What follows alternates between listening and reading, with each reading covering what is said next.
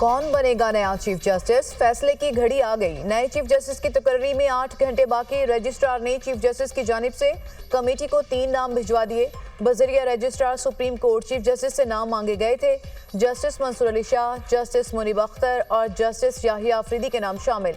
खुसूसी पार्लिमानी committee का इजलास कुछ देर बाद होगा। नए चीफ जस्टिस की तकर्री की मंजूरी दी जाएगी। कमेटी सीनियर तरीन जजेस में से एक का इंतखाब करेगी। कमेटी में नून लीग की जानिब से सेनेटर आसिम नज़ीर तारड़, पीपल्स पार्टी के सेनेटर फारूक एच नाइक नामजद, पीटीआई के अली जफर और जेयूआई के सेनेटर कामरान मुर्तजा कमेटी का हिस्सा।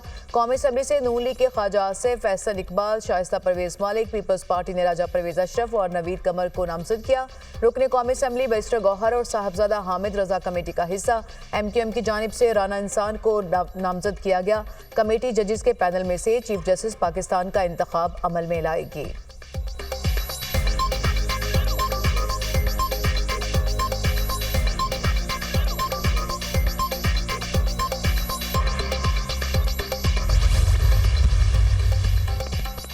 आईनी तरमीम से अवाम को अदालतों से जल्द इंसाफ मिलेगा। तरमीम मुल्क की तरक्की और खुशहाली के लिए मौसर साबित होगी। अवाम के केसेस कई साल से अदालतों में ज़ेर इल्तवा हैं, इंसाफ नहीं मिलता।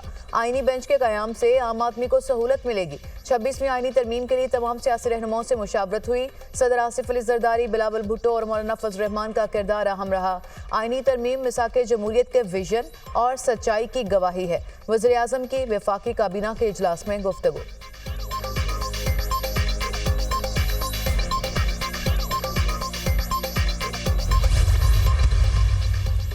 आईनी तरमीम को नहीं मानते, तरमीम के खिलाफ पूरे मुल्क में एहतजाज करेंगे। इस बार हम पूरे पाकिस्तान को ब्लॉक करेंगे। हमारा एहतजाज हुकूमत से जान छुड़ाने तक जारी रहेगा। आईनी तरमीम आज़ाद अदलिया पर हमला है। अदलिया में अपनी मर्जी के लोग लगाकर मनपसंद फैसले कराना चाहते हैं। तरमीम के लिए वोट देने वालों को पार्टी से फारिग करेंगे। गद्दारी करने वालों के नाम सामने आ गए। शोकॉज नोटिस जारी करेंगे। बुज़दिल लोगों की तहरीक इंसाफ में कोई जगह नहीं। वज़ीर आला खैबर पख्तूनख्वा अलीमीन गंडापुर की मीडिया से गुफ्तगू कहा, बुरे वक्त में सबका पता चल रहा है, हम डटे हुए हैं। वक्त बदलेगा, हम अपना मैंडेट वापस लेंगे।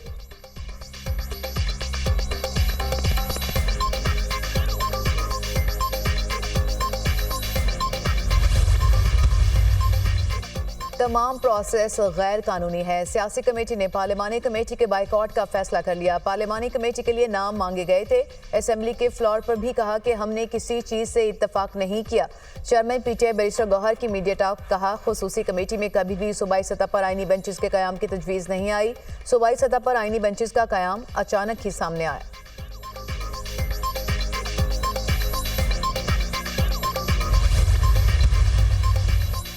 BNP मेंगल के सेनेटर कासिम रोंजो ने सेनेट रुकनियत से इस्तीफा दे दिया। कासिम रोंजो ने सेक्रेटरी सेनेट को इस्तीफा जमा करा दिया। कासिम रोंजो सेनेट में BNP मेंगल के पार्लिमानी लीडर भी हैं। सरदार अख्तर मेंगल ने दोनों सेनेटर से इस्तीफा तलब किया था। सेनेटर नसीमा एहसान और कासिम रोंजो ने आईनी तरमीम के हक में वोट दिया था।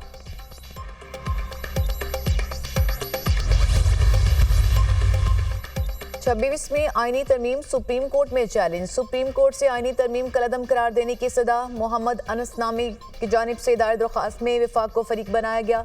पार्लियामेंट को अदालती अमूर पर तजावुज़ करने का इख्तियार नहीं। तरमीम आइन के बुनियादी ढांचे और इदारों के दरमियान इख्तियारात की तकसीम के खिलाफ है। चीफ जस्टिस की तैनाती हुकूमत वक्त के पास चली गई। दरख्वास्त गुजार।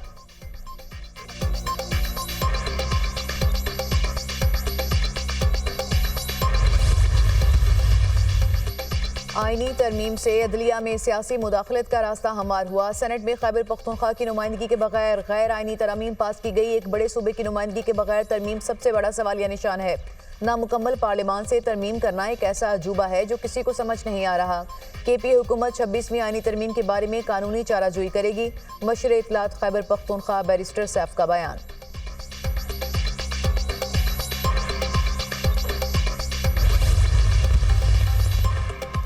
कुछ दिन पहले तहरीक फसाद ने जलसे जुलूस करने की कॉल दी थी। इनका एहतजाज बुरी तरह नाकाम हुआ। इनके अरबों रुपए फसाद और एहतजाज पर लगते हैं। लोगों ने खैबर पख्तूनख्वा में 12 साल तब्दीली का मजा ले लिया। वहाँ के लोग पंजाब में इलाज मुआलजे के लिए आते हैं। खैबर पख्तूनख्वा के वज़ीर आला खुद छुट्टी पर होते हैं। लोकल बॉडीज इलेक्शन नताइज KPA हुकूमत की आंखें खोलने के लिए काफ़ी हैं। वज़ीर इत्तलात पंजाब अज़मा बुखारी की प्रेस कॉन्फ्रेंस।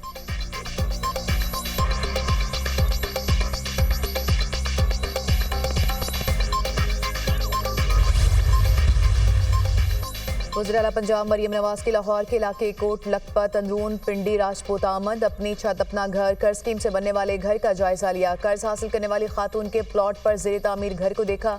वज़ीर आला मरियम नवाज ने खातून को दूसरी किस्त का चेक पेश किया। मरियम नवाज ने खातून से गुफ्तगू करते हुए कहा कि अपना घर लोन स्कीम के तहत घर बनता देखा। खुशी लफ्जों में बयान नहीं कर सकती, इतनी खुशी है लगता है अपना ही घर बन रहा है। बेटियों को पढ़ाएं, तालीम के अखराजात हुकूमत पंजाब देगी। मरियम नवाज की घर के जरूरी फर्नीचर का तोहफा पेश करने की हिदायत।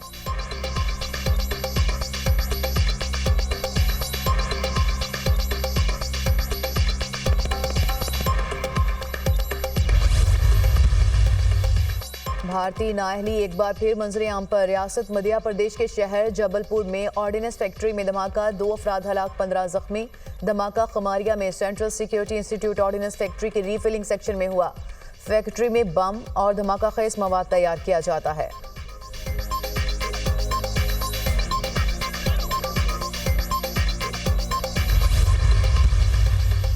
इजराइल की बेरूत पर बमबारी, 4 अफराद जाँ बहक, 24 जख्मी। सेहूनी फौज ने मज़ाफ़ाती इलाकों पर 12 मिसाइल दागे, मुतअद्दिद इमारतें मलियामेट हो गईं। हिज़्बुल्लाह का तेल अवीव में इसराइली आर्मी बेस को निशाना बनाने का दावा। खित्ते में जंगबंदी की कोशिशें तेज़। अमरीकी नुमाइंदा खुसूसी के लेबनानी वज़ीर आज़म से मुलाकात। अमरीकी वज़ीर ख़ारजा एंटनी ब्लिंकन भी मशरिक़ वुस्ता के दौरे पर रवाना।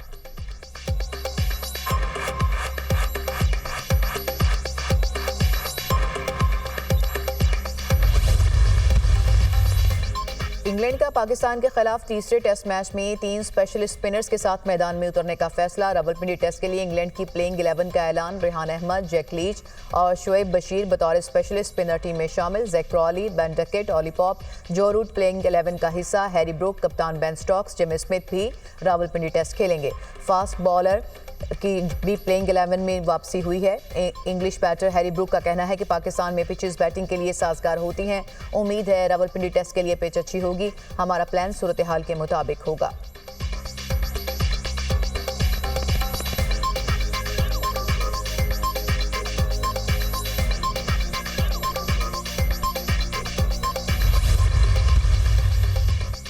और पोलो इन पिंक टूर्नामेंट का लाहौर पोलो क्लब में आगाज। टूर्नामेंट में 16 गैर मुल्की खवातीन खिलाड़ियों की भी शिरकत। खवातीन खिलाड़ियों का ताल्लुक Italy, Iran, Argentina, Norway, England, Mexico और आयरलैंड से है।